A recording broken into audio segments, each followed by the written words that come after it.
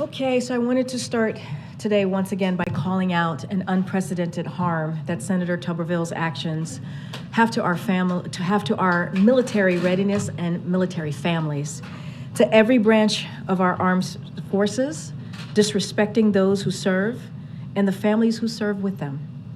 As Secretary Austin just said moments ago, and I quote, "I would imagine our adversaries would look at something like this and be pretty happy that we create this kind of turbulence within our force." As CNN reported this morning, the senator's own constituents in Alabama are speaking out against this attack on our military.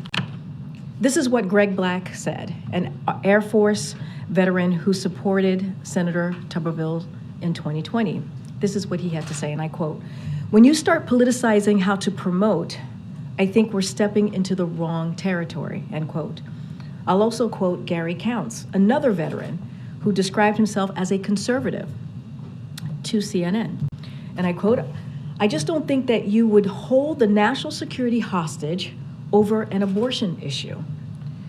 Now, the former commander of Redstone Arsenal in Huntsville, Alabama, retired General Jim Rogers, highlighted that Senator Tuberville is right now depriving that base of a confirmed commanding officer, saying, "I am very concerned our senator is getting led down a path that he does not understand the full impact for the military, and I just recommend that he reconsider that." And the sister of a man currently serving in uniform, who withheld her name out of concern for her brother's career, told CNN, and I quote, "He is very proud of his career in the military, but he was telling me that he's still in limbo. Nobody wants that stress and that pressure of not knowing if you're going, where you're going within the next couple of months."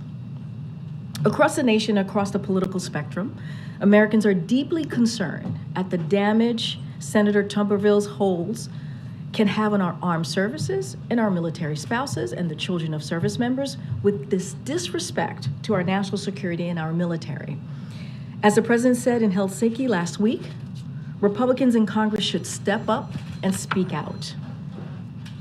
As you all know, today the Department of Education is holding a hearing to get public input on the new debt relief that President Biden announced a few weeks ago, right after the SCOTUS decision. As you all know, the hearing is a key step forward in our work to get relief out to as many borrowers as possible, as quickly as possible. The Department of Education also released state-by-state data showcasing who stands to benefit from the over $39 billion in debt relief we announced last week for over 800,000 borrowers. These are borrowers who had been making payments for decades, but were never given the relief they were promised. So that's what we saw with our announcement last week.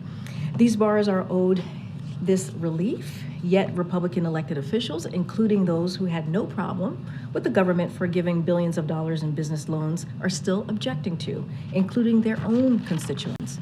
A couple of examples here. Representative Lisa McClain of Michigan said, "Come hell or high water, I will fight this." Now, there are more than 26,000 borrowers from Michigan are eligible for this relief. Representative Virginia Foxx of North Carolina said, "We're hurting borrowers, but more than 24,000 borrowers from North Carolina stand to benefit from this relief." So congressional Republicans have made it clear they will stop at nothing to block relief for middle-class borrowers, including their own constituents. But President Biden isn't backing down either. No president has fought harder for student debt relief, and guess what? He is not done yet. Also today, Russia attacked Ukrainian ports in Odessa, Mykolaiv, just one day after Russia suspended its participation in the Black Sea Grain Initiative. By attacking Ukrainian ports and effectively establishing a naval blockade to prevent Ukrainian grain and foodstuffs from going to global markets, Russia is exacerbating food scarcity in some of the most food insecure regions of the globe, like the Horn of Africa and the Sahel and Yemen. As UN Secretary General Antonio Guterres said, Russia's action will strike a blow to people who need it the most. The United States will continue to support Ukraine's effort to get Ukrainian grain to the people that desperately need it. And finally, I'm excited to share with all of you the latest action under President Biden's leadership to protect American consumers. Today, in partnership with the FCC, we're launching a cybersecurity certification and labeling program, U.S. Cyber Trust Mark, to help Americans more easily choose smart devices that are safer and less vulnerable to cyber attacks. We've all heard concerns about the security of wireless devices. This new program will help give Americans greater peace of mind that the devices they're bringing into their homes, classrooms, or workplaces are safer and more secure. Already, 19 leading manufacturers and retailers, including Amazon, Best Buy, Google, Samsung, Logitech, and more, have announced their support for the program. In 2024, the program will be up and running, and soon after, Americans will be able to look for the Cyber Trust Mark's distinct shield. Just like the logo on the screens behind me, across common household devices such as baby monitors, home security cameras, fitness trackers, and smart TVs, and refrigerators of all price ranges. The logo will indicate to Americans shopping online or in stores that device they're buying meets the U.S. government's cybersecurity requirements and is less vulnerable to cyber attacks. This is another key step by the Biden administration to ease the concerns of hardworking families, from cracking down on hidden junk fees to strengthening cyber protections and protecting the privacy of people in their own homes. With that, oh, you are not Zeke, you are Josh. I am. Hi, Josh. If it makes it easier, you can just call me Zeke. That's fine. No, I'm gonna call you by your given name. Go ahead, Okay. Josh. Three subjects. First, U.S. soldier who crossed the border into North Korea. AP is reporting that he had been held in a South Korea prison and was supposed to fly to Fort Bliss, Texas to face disciplinary actions. How did he escape the airport, and is he a security risk? So a couple of things, and I know that the Department of Defense, the Secretary more specifically, spoke to this moments ago, so I'll have a couple of things to share, and this is something that the Pentagon obviously has already shared. In the afternoon of July 18th, local time, a U.S. soldier on a private JSA orientation tour crossed willfully and without authorization the military demarcation line into the Democratic People's Republic of Korea. And we believe the soldier is currently in DPRK custody and are working with our North Korean counterparts to resolve this incident. DOD is in the process of notifying next of kin. Until that is complete, they will not release identification of the soldier.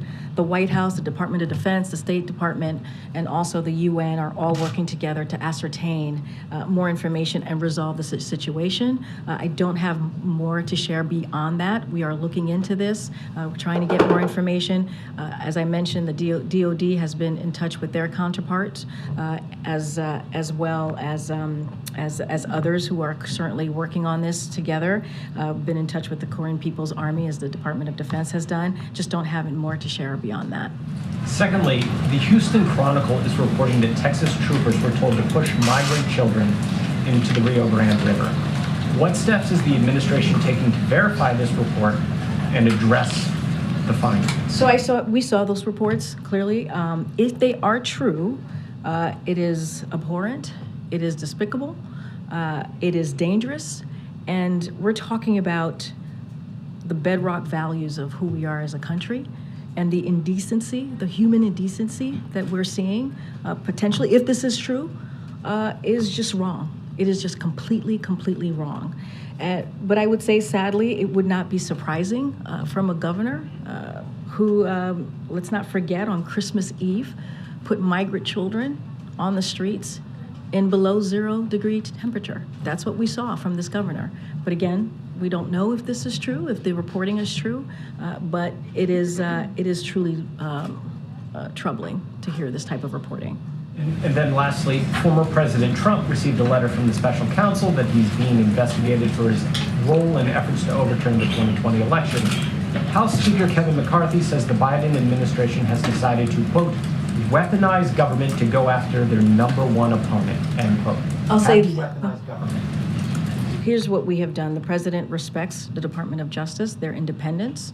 He has been very steadfast on making sure that the rule of law comes back in this administration, comes back. in the White House and clearly the administration more broadly, and that's what you have seen. I'm just not going to comment on this particular case.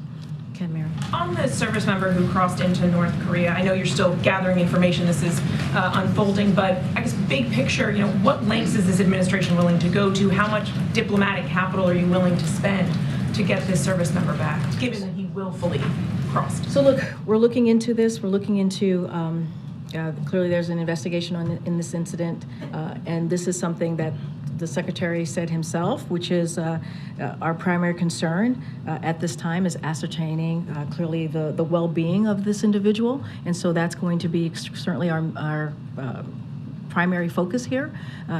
As I mentioned, the Department of Defense has certainly has reached out to their counterpart at DPRK. I'm just not going to go beyond that at this time. At this point, though, do you know if North Korea is asking for anything in return? I don't have anything to share. This is, and this is something that the Secretary said as well. This is a very early stages of this issue, of this incident, and so we're trying to gather as much information as possible. Thanks. On this soldier who crossed into North Korea, do you know what the misconduct was that he was being disciplined for? I don't have any information beyond what you already know. And do you know exactly where within the joint security area this occurred? Was it within one of those buildings at the joint security area? Was it outside? All very good questions. As I said, this is the beginning, very early stages of this investigation. We're going to look into it. I just don't have anything to share beyond that. On January 6th, I understand that you guys aren't going to comment specifically on this case, but the president has held former President Trump responsible for the events of January 6th previously in his rhetoric in a number of ways. So I'm wondering, how does he feel about the fact that the former president may now be held accountable for the events of that day? So look, this is an ongoing case. I'm just not going to respond to any hypotheticals that's currently, out there in the world. I'm just not going to be very, very mindful and give the Department of Justice their space to do this investigation. Just not going to comment from here. And just quickly on the last topic, my colleague Priscilla reported that the U.S. has been holding migrants at CBP detention facilities for more than 10 days. This is as a result of some of the administration's policy changes, even though it's U.S. government policy to not hold those individuals for longer than 72 hours. So what is the administration doing to rectify this, and to what extent do you believe the president's policies are responsible for this? So I have to look into that reporting. It's the first time I'm hearing about this. As you know, we have our policies as it relates to holding migrants. I just have not seen that reporting, and I would have to get back so I can actually give you the correct information. Okay. Thank you, Lorraine. NSC's Kurt Campbell is in Seoul attending a U.S. South Korea meeting. Currently, is he getting involved in any capacity in getting the American soldier out? I don't have anything to share about specific individuals' involvement. What I can say is the White House, the Department of Defense, the State Department, and certainly the UN are all involved and as I mentioned, DOD has reached out to their counterpart. I just don't have anything on anyone specifically being involved. Can you share anything on whether there has been a request to the North Koreans for the return of this soldier? All I can say is that we've done outreach to the respective counterparts, in particular the Department of Defense. Just don't have anything else to share. As I mentioned, even the Secretary of Defense said we are in the early stages of this, and so we're looking into this incident and obviously want to get it resolved. Quick one on Israel. Will President Biden be asking President Herzog to sort of take any kind of message back to Prime Minister Netanyahu about the need for him to back off the Knesset vote, or get back into talks with the opposition to reach a compromise or potentially some kind of consensus on the issue of judicial overhaul? So I think in our readout, that is certainly something that the President spoke to the Prime Minister himself yesterday. So that is a topic. It was mentioned towards the end of the readout, so. But it's in the readout, correct? It's in the readout. Okay. So a couple things I do want to say, and just pretty much reiterating what the President just said moments ago during the pool spray, which is his love for Israel is deep-rooted and long-standing since his early days of government. So that's important. And one of the reasons this conversation is so important is this: Israel is clearly celebrating their 70th anniversary of Israel's independence, and this was an opportunity to lift up, continue that partnership at a higher level, certainly. And they're going to be talking about the advancing a more integrated, peaceful, and prosperous Middle East, which is something that the President has certainly led on and talked about over the this past year. And a couple of things: preserving the path of negotiation negotiating two-state solution is going to be on the table for discussion. The administration's new plan to counter anti-Semitism, as you all know, this past May, we announced a very comprehensive, once-of-a-kind anti-Semitism plan, which we think is incredibly important at this moment. The importance of upholding democratic principles, including the checks and balances as we talk about judicial reform, and the changes have the broadest possible. If there are changes, that needs to have the broadest possible consensus within our system. So certainly the president's going to talk about how the president of Israel himself has been involved in brokering a compromise as it relates to judicial reform. So those are the conversations that's going to be on the table. But the president has had that conversation directly with the prime minister as recently as yesterday. Can you confirm a venue for the meeting? Israelis are saying it's going to be at the White House with Prime Minister Netanyahu, but the White House hasn't confirmed the venue. What I can say is both the prime minister and the president talked about certainly continuing to be in touch, and so they're both of their sides, right? Are both governments are going. The staff on both governments are going to have those conversations. I just don't have anything to preview for you at this time. Why the hesitation in confirming the venue? There's no hesitation. I mean, we have confirmed yesterday that they said that we're going to see each other later this year. We just haven't worked that out, and sometimes this takes a little bit of time on where that's going to be and how that's going to look. Okay, Kelly. It does appear that there's a hesitation to confer a White House meeting on Netanyahu based on just a lack of willingness to be explicit about that. I mean, I would imagine the Prime Minister will also be at the United Nations General Assembly, and that would be another potential venue that would fall into what you were describing yesterday. Is there any reason why the White House wouldn't make it explicit that a White House invitation has been extended? I mean, you just laid out there's potential other opportunities for the two leaders to meet with each other. As I've stated, the details are going to be worked out by the different teams on what that's going to look like and where that's going to be. But they have committed to meeting and seeing each other in the United States later this year. I just don't have a specific on location. It's going to be worked out, and as soon as we know, we'll certainly share it with all of you. Walk us through how the president was notified about the North Korean incident, and if that generated any kind of a separate meeting for him, or was it part of the PDB? Something like this is certainly unusual, so if there's any detail you could give us about how that came about. That's a very good question. I can tell you for sure that clearly the president has been briefed, obviously. This is a type of incident that he would be briefed on, as you all know. I don't have the specifics if it was part of his PDB or a separate briefing, but certainly this is something that the president is watching very closely and will be kept updated. Should we anticipate a call to South Korea or other partners in the region as a result of this? So one thing I can say is that I don't have any calls to read out to anybody that the president's going to be calling specifically in either North Korea or South Korea. I can say that as it relates to our partners, we have been engaging certainly with Sweden and South Korea, but I don't have any calls to lay out specifically for the president. Karine, thank you. On the matter of the U.S. soldier, you said that the U.S. is working to resolve this matter. Can you just clarify what a resolution is? Well, I mean, resolve this incident, resolve this matter to get to the bottom of exactly what happened. There is an investigation that's currently occurring. There has been outreach from the Department of Defense, right, as I mentioned, to their counterparts over at the Korean People's Army.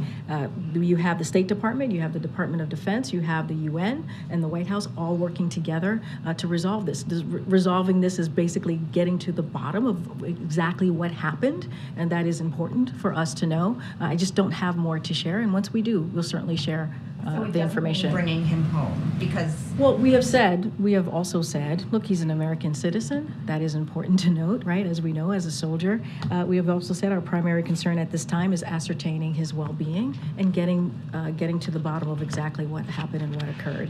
I'm just going to say what Secretary Austin said moments ago. He's absolutely concerned about the welfare of his troops, right? That is something that, as the Secretary of Defense, that he is concerned about, and this will will develop in the next several days and hours, and certainly we'll keep you posted, and that is coming directly from the Secretary of Defense. Are you working under the assumption that this soldier wants to come back to the U.S., or do you know that for certain? I'm not working under any hypotheticals or any assumptions. What we're doing is trying to, there's going to be an investigation into this incident. I certainly don't want to get into hypotheticals, speculations of what occurred or how we ended up here. We just want to make sure that we get to the bottom of this. And then quickly on another topic, we were informed shortly before going into the Oval Office that several members of the Israeli delegation tested positive for COVID.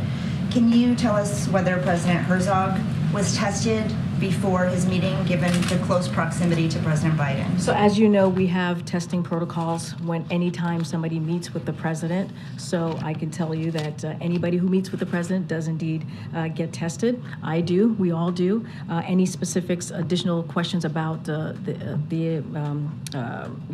what occurred amongst the Israeli delegation, I would certainly refer you to them. Thank you. We're not in danger though, right? Thanks, Kareem. Despite the Supreme Court ruling, Alabama state lawmakers proposed a congressional map that would, a secondary map that would have a district that would be 42% black, not quite a majority as the plaintiffs in the case have said. They say this is a violation of the Supreme Court ruling. Does the White House take that position that this proposed map does not fulfill the ruling of the Supreme Court to have that second district majority black? So that is something that I would have to refer you to the Department of Justice. I'm just not going to speak to that from here. I have not seen the secondary map of what it is that is being done in Alabama, but I would refer you to the Department of Justice. And on voting rights, Senator Warnock and Senate Democrats today are reintroducing the Freedom to Vote Act, something that the president has called for Congress to pass repeatedly. Though we know the political reality in the House for that bill, what is the White House's message to Americans more broadly about voting rights and with the reintroduction of the Freedom to Vote Act? So look, this, as you just stated, this is something that the president sees as a priority, making sure that Americans have the right to vote, have those freedoms intact. And so that is something, a message that the president will always continue to share. He's going to continue to call on Congress to act. It sounds like they're moving forward in the right direction, and we think that's incredibly important. It is our constitutional right to be able to vote freely, to be able to make sure our voices are heard, but just not going to go beyond that. Go ahead, Jackie. Did the president address at all Congresswoman Jayapal's comments in his meeting with Herzog? Say that one more time. Did the president have to address Congresswoman Jayapal's comment that Israel is a racist state? What do you mean had to address? Did it come up at all in the conversation with President Herzog? I mean, they're currently having a conversation right now in the bilat. To address it, did it come up in his call with Netanyahu yesterday? I mean, the president has been very clear, right? And I kind of stated this at the beginning. The United States and Israel's relationship is a special one. There's a special bond. There's a commitment, and it is a commitment to Israel's right to exist, Israel's security, and its legitimacy. I mean, that's one of the reasons that the president spoke to Prime Minister yesterday and is having this important meeting with the Israeli president. They're going to have a conversation on how we continue to grow that special relationship. As I just laid out, 75 years of Israel's independence is being celebrated this year, and we think it's important to continue that relationship. The reason I ask is because yesterday Kirby had said that you guys were glad that she apologized, but what we didn't hear was any condemnation of her comment from the White House. Does the White House condemn that comment? I mean, look, the apology was the right thing to do, and we've been very clear when it comes to anti-Semitism. This administration and the entire Biden-Harris administration have been clear that when Israel is singled out because of anti-Jewish hate, that's anti-Semitism, and that is unacceptable. One of the reasons, and I just said this moments ago, back in May, the president put forward a comprehensive plan on how to counter anti-Semitism. It is something that is its first of a kind strategy that we've not seen before, and it is comprehensive and is ambitious. So you already have seen the commitment from this president on how to deal with an issue that we feel is incredibly unacceptable. So we've been clear on our record. We've been clear on speaking against anti-Semitism. throughout this administration when we see it. So the White House does condemn that comment. I mean, I just said if any time anti-Jewish hatred is said, that is anti-Semitism, and we find it to be unacceptable. But at the same time, we think it's important that the Congresswoman did indeed apologize for her comments, and we're glad to see it. Didn't hear whether it was a yes or a no to that question, but in another vein, there's a vote happening in the House today, a resolution saying that Israel is not a racist state or an apartheid state. Does the White House want to see strong support for that resolution? First of all, we condemn anti-Semitism. Anytime there is any anti-Jewish hate, we condemn it. We've been very clear. That is answering your question. As it relates to anything that's going on the House, I refer you to the House. But again, I cannot be more clearer. You have the president right now meeting with the president of Israel, a very important meeting that they're having. They're doing a bilat right now.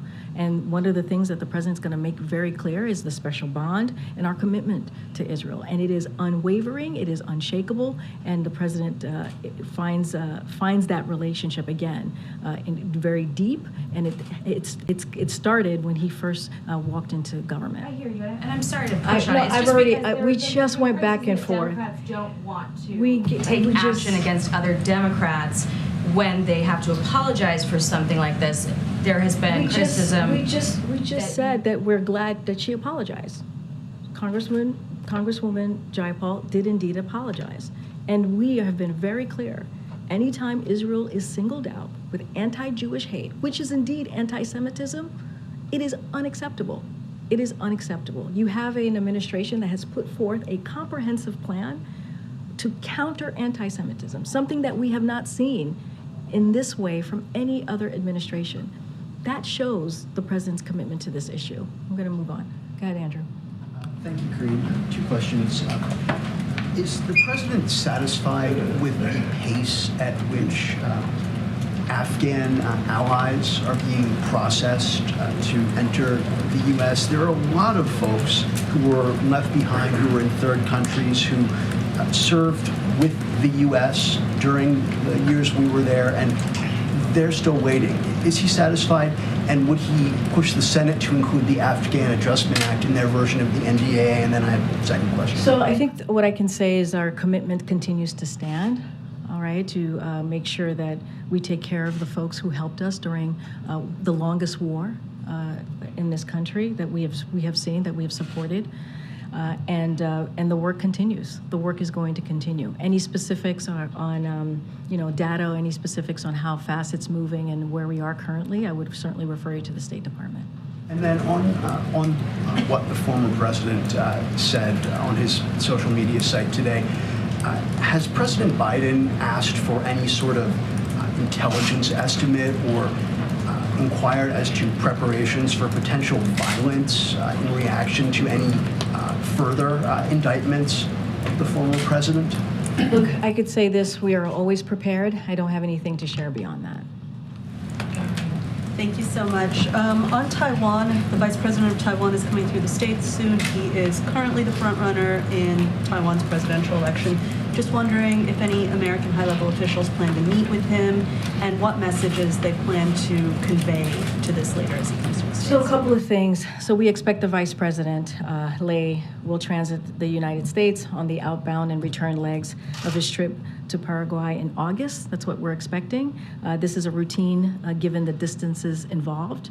Transits are not visits. They are, as you know, we've talked about this many times. From here, unofficial transits by Taiwan vice presidents are common.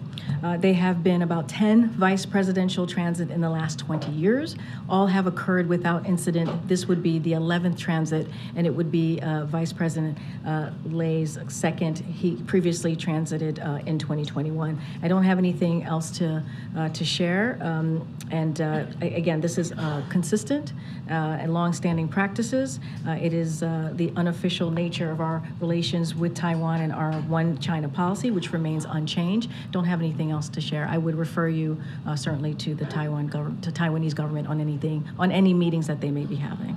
Just clarifying on the engagement between Washington and North Korea on this soldier. Is this military-to-military communication between? Yes. Okay. Yes, Department of Defense. Yes. And then, is the U.S. engaged in any direct communication with Pyongyang or any political leaders in that country? So I don't have anything outside of what the Department of Defense have shared and what we have shared. As I mentioned, the Department of Defense is certainly in touch with their counterparts. Okay, Karen. Thanks, Karine. Much of the country and parts of Europe especially are experiencing extreme heat or severe weather right now.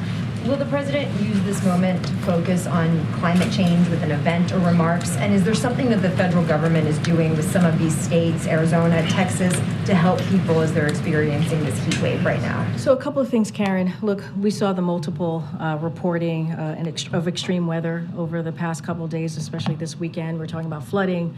We're talking about wildfire smoke, extreme heat. So we know climate change has an effect. And as you know, this president has done more than any other president to deal with climate change, to deal with the crisis that we're currently seeing. A couple of things that we are doing to help communities deal with these different extremes and extreme weather is FEMA's opening cooling centers. We're strengthening the power grid to be more resilient to extreme heat. We're bringing local officials together to discuss preparedness measures, and we're doing everything that we can to tackle the root causes of climate change. This is why the Inflation Reduction Act is so important. It is a historic legislation that is going to do the most than any other piece of legislation to tackle with this crisis that we're seeing currently.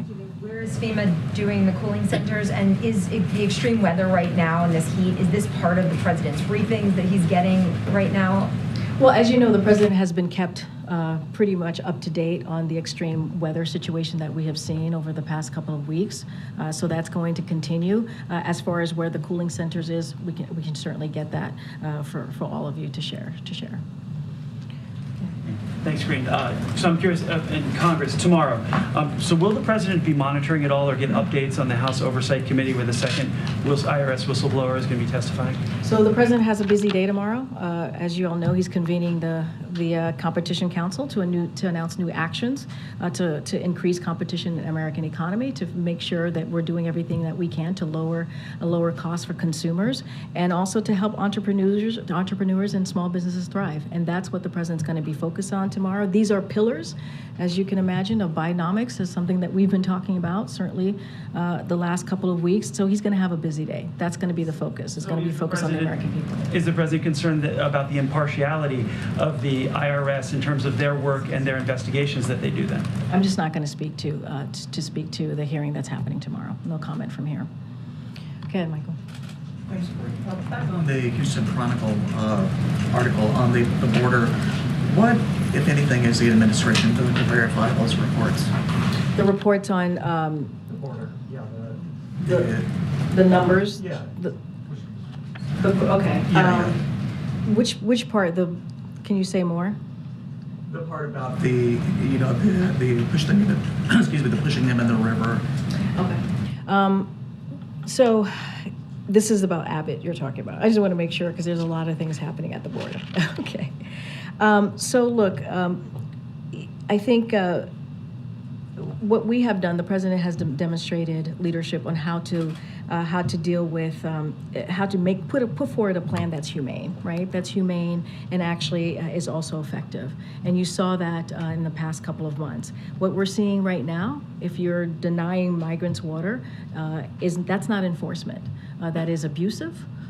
That is atrocious. And so we don't know if these reports are true. Clearly, we're hearing them just like you are. So certainly we're going to call that out. And so we have repeatedly said that we are willing to work with Republicans and Democrats to deal with this issue. The president on his first day said that he would put forth a comprehensive immigration plan, and that's what we want to work on. The president has done everything that he can with the tools that he has to put forward a humane process. And we see that process is working, but when you do this in an inhumane way, we're gonna call that out. And it is abhorrent if this is indeed true. Johnson & Johnson has filed suit against the administration over the Medicare provision in the Inflation Reduction Act. Do you have a response? And is there any concern from the White House that provision, now facing multiple lawsuits, may be struck down? So look, what we're going to continue to do is make sure that the president does everything he can to lower costs for the American people. And that's what we saw in the Inflation Reduction Act. The president is proud of that. The president has always said he's going to do everything that he can to give Americans a little bit breathing room. And look, what we're seeing now that Medicare is allowed to be able to have those conversations to lower costs. That's important. That's important. We want to work with pharmaceuticals on how we move forward on continuing to lower costs, but we're certainly not going to shy away from what the president has promised when it comes to health care, when it comes to drug costs, and that's when, again, Inflation Reduction Act is so critical and so important. I'm not going to get to the legalese of this. I'll let the Department of Justice deal with it. Thank you. I wanted to ask about Julie Su. What precedent does it set to have a cabinet official doing the job of, or excuse me, have an acting official doing the job of a cabinet secretary when she can't get confirmed or have the votes to do it? I know that you all know that there aren't votes at this point to confirm her, yet she's still doing the job in an acting capacity, and it seems like it will be for a while. Well, I can't speak to the timeline. What I can speak to is we are committed. The president is committed to get her through. He nominated her because he believed that she was eminently qualified to do the job, and she has done it in a brilliant way. Let's not forget the major labor agreements that she was able to do with the West Coast ports. That's something she did as acting, and let's not forget that what that would have done. That would have hurt our supply chain. And so she's been able to do that. And so she has strong support from businesses. She has strong support from labor. This should not be held up. She was unanimously, as you all know, confirmed as Deputy Secretary by all Senate Democrats. And so we're going to continue to push forward. I can't speak to the precedents of this or unprecedents of this. What I can speak to is our commitment to getting Julie Su through, and that's something that the president has said. His commitment to her is unwavering, and she is more than qualified to be the Secretary of the Department of Labor. Is the president okay having someone in a job that can't get confirmed by the Senate? Basically going around the Senate and putting the person you want in anyways. So look, I do want to say this, as you asked me about your first question, there is no time limit for federal vacancies. Reform Act that she is serving under, that is the act that we're able to do this to make her acting secretary. We think, again, that she is more than qualified. That is the reason why the president appointed her. And we want to see her get through swiftly. We want her to see her get confirmed swiftly. And that's what we're going to continue to call for. Thank you. Senator Rand Paul is holding up about 6 diplomatic nominations right now. He's saying it's because the Biden administration is not providing documents related to the origins of COVID. What is your message to Paul, and do you plan to provide those documents? So a couple of things, because there are some stats here that are important as what we're seeing here. The State Department currently has 62 state nominees outstanding with the Senate, including 38 ambassadorial nominees on the Senate floor, awaiting confirmation for posts in Asia, Latin America, Europe, Middle East, Africa, where U.S. leadership is desperately needed. This is what's happening. And of the 38 nominees awaiting a floor vote, all but 3 of the individuals are career foreign service. The nominees are highly qualified. They are foreign service officers who have served under multiple administrations and received bipartisan support. So there's no reason why we should not be moving with them. Holds on State Department nominees are leaving critical posts unfilled. This summer, for the first time ever, you have Egypt, you have Jordan, you have Lebanon. We'll have no confirmed U.S. ambassadors, and we remain without ambassadors in other countries as well, like African Union, UAE, Rwanda, Somalia, and Haiti. So unfortunately, these nominees are under a blanket hold, as you just stated, from Senator Paul. The Department of State has cooperated extensively with the senator. They have provided documents and other information, but he continues to block all state nominees for no reason, because they have worked with the senator, they have provided documents, and he continues to block them. One of Topic. Congressional Republicans have been asking for more information about why Rob Malley was put on a leave of absence and had his security clearance revoked, I think, about a month ago. Do you have any information on that for us? I would refer you to the State Department. They would have more information on that. Go ahead, Alex. There are, I think, 4 members of the House who are going to boycott President Herzog's address tomorrow. And one of them, Representative Cori Bush, said that the Israeli government is enforcing an apartheid state and that it shows no respect for human rights. So by your definition, is what Representative Bush said anti-Semitic? Look, what I can say is that the president has a long-standing relationship with Israel. He is committed to their security, committed to continuing that relationship, hence why he is meeting with the president of Israel. And so that is what's important. I cannot speak to other congressional members in the House. That is for them to speak to why they choose to boycott or to do whatever it is that they're doing today. But what we can speak to is our commitment, our longstanding commitment to Israel, our longstanding support to Israel, and that is something that the president will continue to be committed to. Okay. The congressional picnic is tomorrow, and I'm just wondering, are all members invited, including those that may have some different perspectives from the White House on investigations in particular? So I'm not going to speak to, just be careful here, not speak to investigations. Look, we have consistently invited not just Democrats, but Republicans to the White House. You all know this. You have seen them walking around or them invited to events here. That is not unusual. So that is something that we will continue to do. I just don't have anything else to share beyond that. Go ahead. Thank you, Karim. Media reported today that Turkey and Saudi Arabia are holding secret talks to return Ukrainian children taken by Russia. Are you aware of these talks? All I heard is Turkey and Saudi Arabia okay. are holding secret talks to return Ukrainian children taken by Russia. Are you aware or in contact with these two countries? I don't have anything to share on that particular question. One more question. South Africa asked the International Criminal Court to not arrest President Putin, who is supposed to visit the country next month. What do you make of that? Can you say the beginning of the question? South Africa asked the International Criminal Court not to arrest President Putin, who is visiting the country. Not to arrest him? Yes, okay. Because they are a signatory to the International Criminal Court. What do you make of that? Well, we've all seen with our own eyes in your reporting what Putin has done to Ukraine, the devastation that he has caused. And this is an aggression of his own doing into a country's own freedom and democracy. And what we've seen from the Ukrainian people, and you've heard us speak to this, is how bravely they are fighting for that democracy, for their freedom. And we have seen Putin commit war crimes. We have seen him do that. And that's what he continues to do. And let's be very clear, this war can end at any time. It can end at any time if Mr. Putin decides to.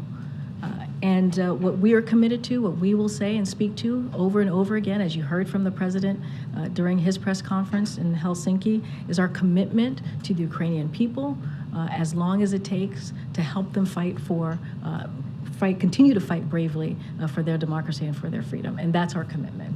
Thanks, everybody. Thank you. See you tomorrow.